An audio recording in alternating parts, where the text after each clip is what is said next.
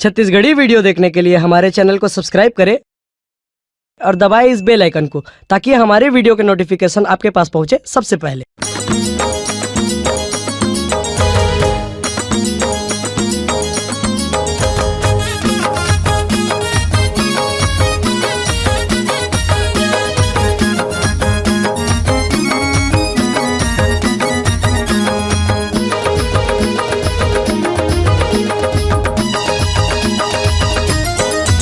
तोर बनाए लाल चाय के जो टेस्टी है रे रानी रे रानी रे रानी रानी रे।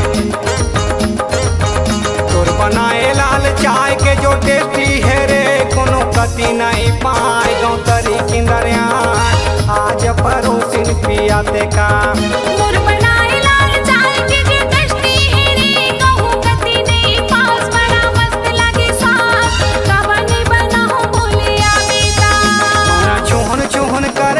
चाय परोसिन संझा बुले मैं आत्यों का मन चूहन चूहन करे लाला चाय परोसिन संझा बुले मैं आत्यों का। अरे संझा बुले मैं आत्यों परोसिन संझा बुले मैं आत्यों संझा बुले मैं आत्यों परोसिन संझा बुले मैं आत्यों का।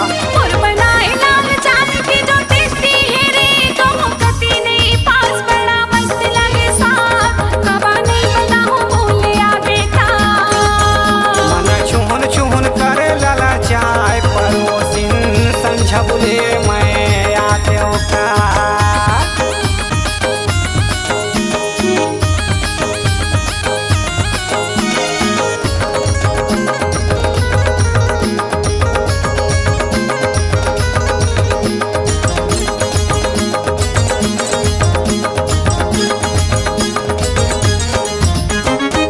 कहाँ के सूरता कहाँ लमा जाए कहूँ कति वो कहूँ कति रे मोर मन नहीं भाई।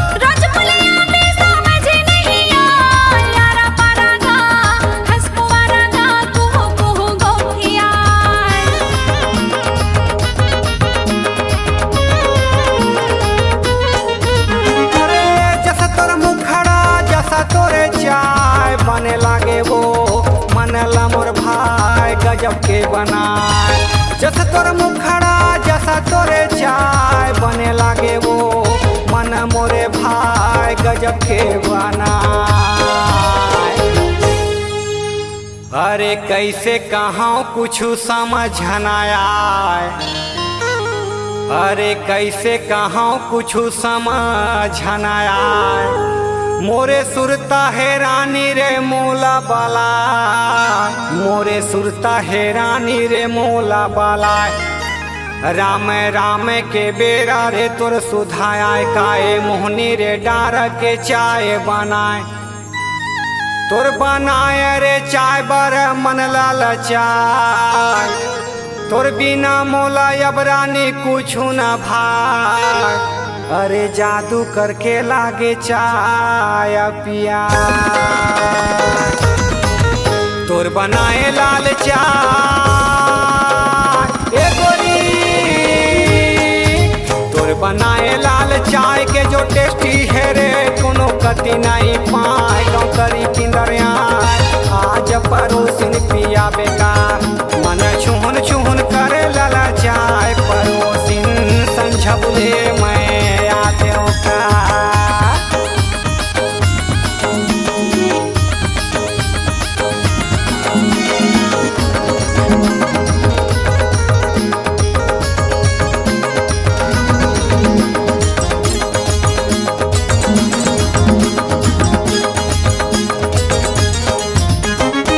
लागे अदरक अमृत रस पाए लौंग इलायची मारानी रे चूल्हा तर जा।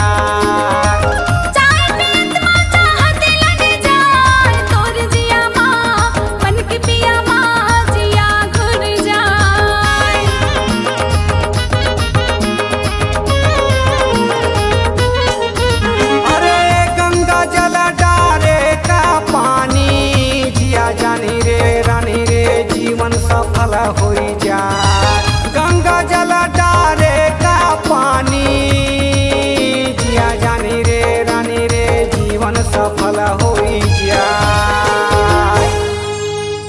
बैगा गुनिया घालो रानी मैं हाँ देखाए, बैगा गुनिया घालो रानी मैं हाँ देखाए।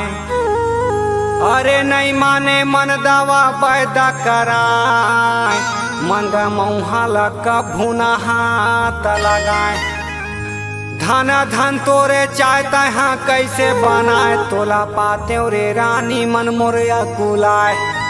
मन ही मना मन हारे आनंद मनाए, लागे जिंदगी मोरा सफल हो जाए। मंत्र मुग्ध हो गए तहाँ चाय बनाए, तोर बनाए लाल चाय ए गोरी, तोर बनाए